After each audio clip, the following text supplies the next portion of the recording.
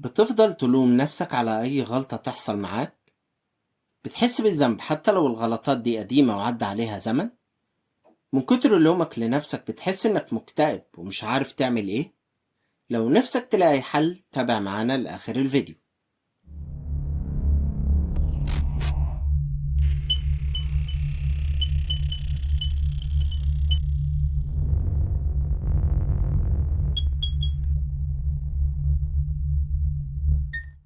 أعزائي المشاهدين، أهلا بيكم في قناة هيوكا. معاكم باسم، والنهاردة هنتكلم عن موضوع مهم وهو جلد الذات وعلاقته بتأنيب الضمير.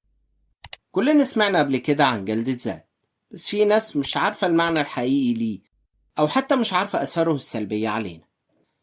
أول حاجة النهاردة هنعرفها هي معنى جلد الذات. جلد الذات هو لما الواحد يقعد يلوم نفسه على كل صغيرة وكبيرة بتحصل معاه، سواء غلطة مقصودة أو مش مقصودة، وبدل ما يتعلم منها بيفضل يعذب نفسه بكلام سلبي زي أنا فاشل، أنا مش هنفع، وكلام كتير زي كده. طيب إيه الفرق بين جلد الذات وتأنيب الضمير؟ جلد الذات ده حاجة بتدمرك نفسيا، بتخليك حاسس طول الوقت إنك مش كفاية وإنك قليل قوي وإنك مش هتقدر تحقق أي نجاح في حياتك. أما تأنيب الضمير فده حاجة صحية، حاجة بتحصل لما تغلط وتاخد بالك إنك غلط، فبتبدأ تقول لنفسك أنا فعلا غلط، بس هتعلم من اللي حصل وهحاول أصلح الغلط ده، وكمان مش هكرره المرة الجاية. يعني باختصار تأنيب الضمير بيساعدك تتطور لأنك بتتعلم من أخطائك وبتحسن نفسك. وده بنشوفه لما بتعمل حاجة مهمة في شغلك أو في دراستك ومش بتقدر تخلص المطلوب منك بالظبط، أو بتعمله بس بتعمله فيه غلطات، فبدل ما تقول لنفسك مش مشكلة هتعلم من الغلطة دي، بتقعد تقول لنفسك أنا غبي، أنا عمري ما هتعلم، يا ريتني ما عملت كده، وتفضل تجلد في ذاتك. هو ده جلد الذات. لكن لو حسيت بتأنيب ضمير هتقول لنفسك مشيت غلط، بس المرة الجاية هركز أكتر وهتعلم من الغلط اللي عدى ومش هكرره. طيب إيه هي أسباب جلد الذات؟ أسباب جلد الذات كتيرة، أولها التوقعات الغير واقعية. يعني لما الواحد يحط لنفسه أهداف مش منطقية أو أهداف مستحيل تحققها، طبيعي إنك تحس بالفشل لما ما تقدرش تحققها. زي مثلا تتوقع إن أنت تكون الأول في كل حاجة، بس توقعك ده عملته من غير ما تحسب قدراتك أو حتى تشوف ظروفك.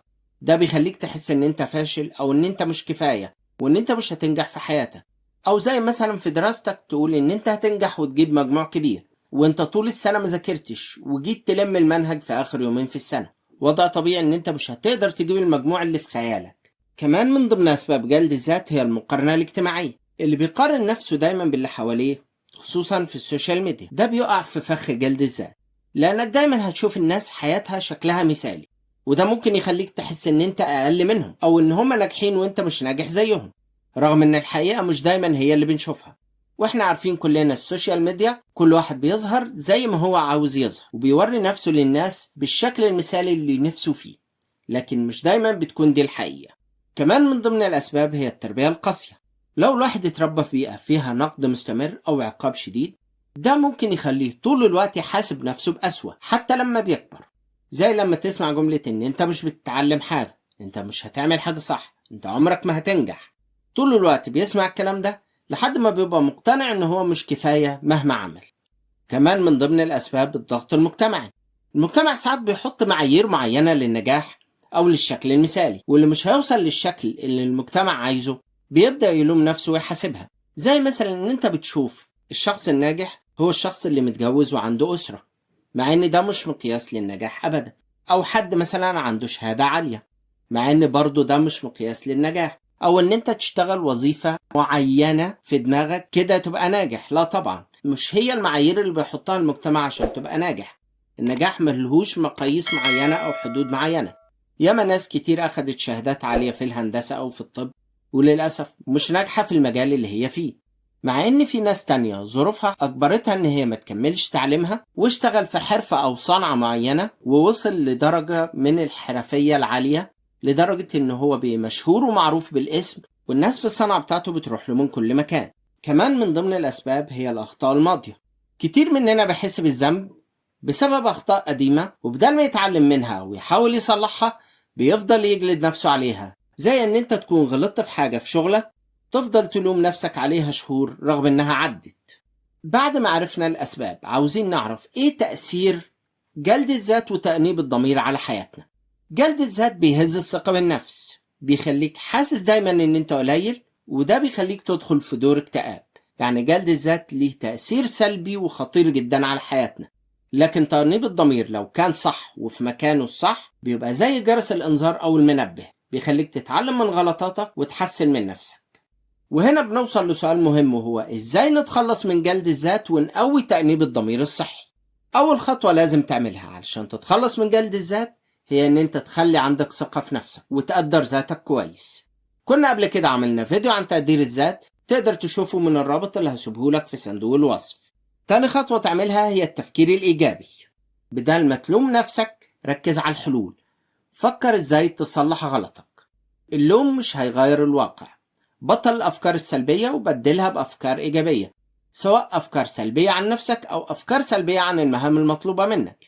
يعني بلاش تتكلم عن نفسك وتقول إن أنت فاشل وإن أنت مش هتقدر، أو حتى تتكلم عن المهام المطلوبة منك إن المهمة دي صعبة، المهمة دي أكبر من قدراتي، أنا مش هقدر أعمل كده. لا، الكلام السلبي بيأثر على تفكيرك وعلى نظرتك لنفسك، وكمان بيأثر على قدراتك. ثالث خطوة تعملها هي المحبة الذاتية. حب نفسك، اقبل عيوبها، ولما تلوم نفسك عاملها زي واحد صاحبك. خليك حنون شوية على نفسك، ساعد نفسك واعذرها. لوم النفس هنا بيبدأ بحوار بينك وبين نفسك. بلاش تتعامل مع نفسك على انك الاله بتاعها، واقف كده وشايفها من بعيد وقاعد تلوم فيها وتغلطها. لا، اعرف ان انت بتكلم حد صاحبك، حد محتاج لمساعدتك، فخليك حنون عليه. طريقة تعاملك مع نفسك ومحبتك لذاتك هتفرق كتير جدا في تغيير سلوكك. الخطوة اللي بعد كده هي قبول الأخطاء، ودي خطوة مهمة جدا علشان تتخلص من جلد الذات.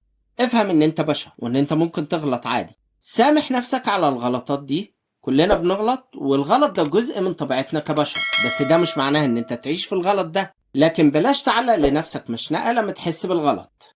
اغفر، افهم ان كلنا بشر وبنغلط، وان الفرق بينك وبين غيرك هو انه اتعلم من الغلط ده وبدأ يصلح فيه، لكن انت لسه قاعد تلوم في نفسك.